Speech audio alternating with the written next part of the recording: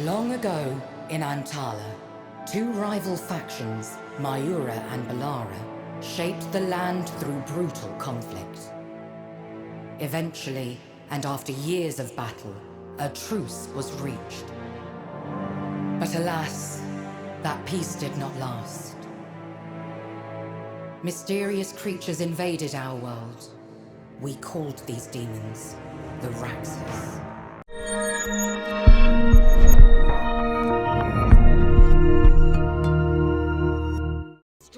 It's often said that there is nothing new under the sun. There are no truly new ideas, just new ways of doing the old ones.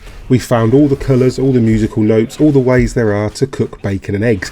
We might combine them in weird and maverick ways from time to time, but that's not true innovation. And then there's always a danger of ending up with a bacon and egg trifle, and nobody wants to see that. The same can be said for games too. There are no truly unique games, but there are games that incorporate unique or new ideas into existing and familiar frameworks. This is true of Lysfanga, the Time Shift Warrior. The framework for Lysfanga is nothing new. For example, the story themes, settings, character writing, exploration, even progression are all super familiar, but the core of the game, the combat at its very heart, feels very fresh, at least until it doesn't, but that takes some time. Lysfanga is set in Antala, a world reminiscent of ancient Persia, and in fact contains elements that wouldn't feel out of place in Ubisoft's Chronicles of Persia and the various princes thereof. The backstory is also pretty forgettable. There was an ancient evil called the Raxes, vanquished by Chimera, the goddess of time, who then sealed it away and appointed a warrior called a Lysfanga to watch over her nation.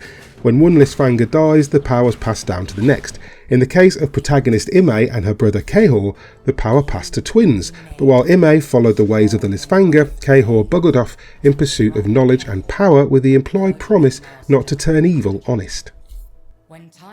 As the game opens, the evil has returned after 500 years and Ime is called to the Temple of Chimera to investigate. She finds the sealed realm of the Raxes reopened and the temple and its environs heaving with deadly enemies.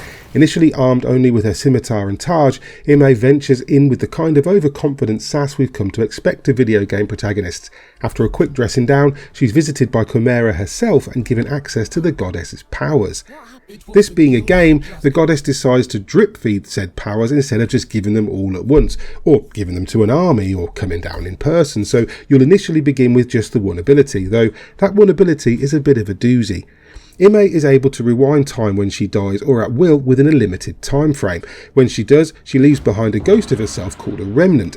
With a limited number of remnants and a tight time frame within which to act, each combat encounter becomes a straight up puzzle as you play cooperatively with former versions of yourself.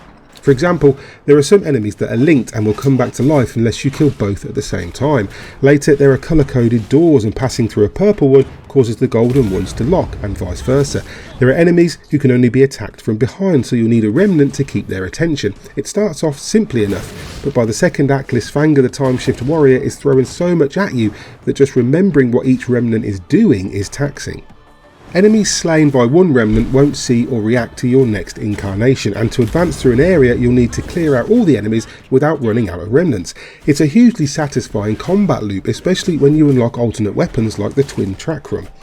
Lysfanga also has multiple spells granted by Chimera, such as a stun attack or the ability to pull enemies to her, but you can only equip one at a time.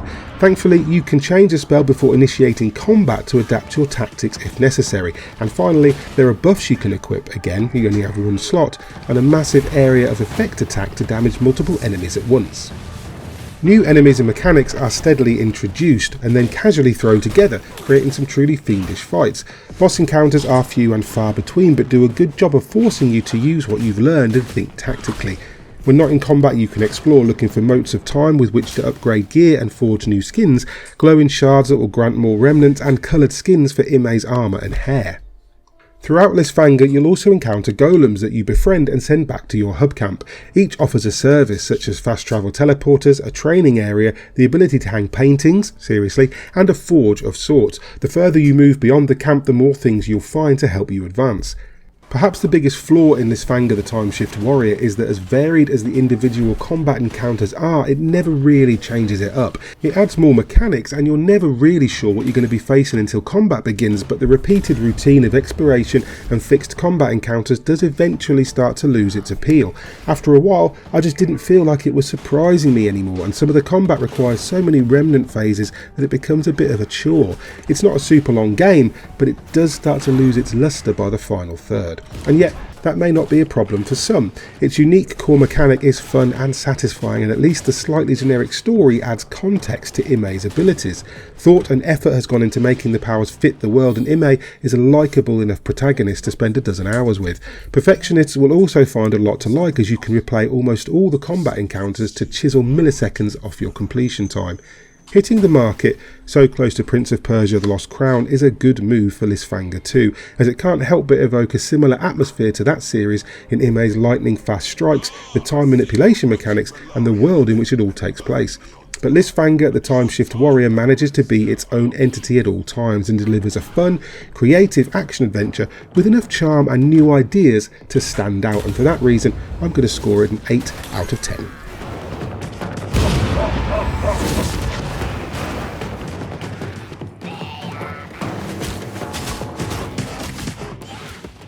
Hi there, hope you enjoyed that review of Lysfanga the Time Shift Warrior. If you did, please hit like and subscribe, and tag that bell icon too, so you're kept up to date with everything we post going forward. And if you want to support us via Patreon, you can do that at patreon.com/GodIsAGeek. In the meantime, I've been Mick Fraser, and you guys have been lovely.